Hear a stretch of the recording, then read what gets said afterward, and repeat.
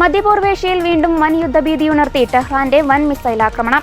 ജോർദാനിൽ പ്രവർത്തിക്കുന്ന അമേരിക്കൻ സൈനിക താവളം ലക്ഷ്യമിട്ട് ഇറാന്റെ ഇസ്ലാമിക് റവല്യൂഷണറി ഗാർഡ് കോർപ്സ് ഒട്ടേറെ ബാലിസ്റ്റിക് മിസൈലുകൾ തൊടുത്തുവിട്ടു. ഇരു രാജ്യങ്ങളും തമ്മിൽ നിലനിന്നിരുന്ന താൽക്കാലിക വെടിനിർത്തൽ ധാരണകൾ കാറ്റിൽ പറത്തിയാണ് ഇന്ന് പുലർച്ചെയോടെ ഇറാന്റെ മിസൈൽ ആക്രമണം ഉണ്ടായത്. വടക്കുകിഴക്കൻ ജോർദാനിലെ അൽ അസ്രീഖിന് സമീപമുള്ള മുവാഫക് സൽത്തി എയർബേസിന് നേരെയാണ് ഇറാന്റെ ആക്രമണ ശ്രമം ഉണ്ടായതെന്നാണ് US സെൻട്രൽ കമാൻഡ് സ്ഥിരീകരിച്ചു. US പാട്രിയോട്ട് പ്രതിരോധ സംവിധാനങ്ങളും ജോർദാൻ വ്യോമസേനയും ചേർന്ന് മിസൈലുകൾ അന്തരീക്ഷത്തിൽ വെച്ചു തന്നെ വിജയകരമായി തകർത്തു. 5 ബാലിസ്റ്റിക് മിസൈലുകൾ വെടിവെച്ചിട്ടതായി ജോർദാൻ സായുധ സേന വ്യക്തമാക്കുന്നു.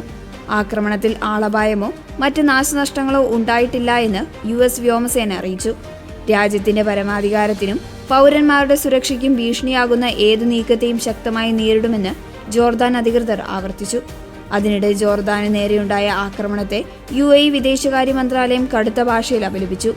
അയൽ രാജ്യത്തിന്റെ പരമാധികാരത്തിനുമേലുള്ള കടന്നുകയറ്റവും മേഖലയിലെ സമാധാന അന്തരീക്ഷവും തകർക്കുന്നതാണ് ഇറാന്റെ നടപടിയെന്ന് UAE പ്രസ്താവിച്ചു. മേഖലയിലെ സുരക്ഷ മുൻനിർത്തി കുവൈറ്റ് വിദേശകാര്യമന്ത്രി സൗദി അറേബ്യയുടെയും ഖത്തറിന്റെയും പ്രതിനിധികളുമായി അടിയന്തര ഫോൺ ചർച്ച നടത്തി. മറ്റൊരു പ്രധാന സംഭവ വികാസത്തിൽ ഹോർമൂസ് കടലിടുക്കിലെ ഗതാഗത നിയന്ത്രണവുമായി ബന്ധപ്പെട്ട് ഒമാൻ മുന്നോട്ട് വെച്ച സംയുക്ത ഭരണ നിർദ്ദേശം ഇറാൻ തള്ളി.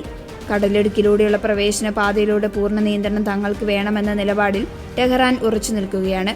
അതിനിടെ മാർച്ച് മാസത്തിൽ ഖത്തറിലെ US സൈനിക താവളത്തിന് നേരെ നടന്ന ആക്രമണത്തിൽ തങ്ങളുടെ വ്യോമസേന പൈലറ്റ് കൊല്ലപ്പെട്ടതായി ഇറാൻ സൈന്യവും ഔദ്യോഗികമായി സ്ഥിരീകരിച്ചു.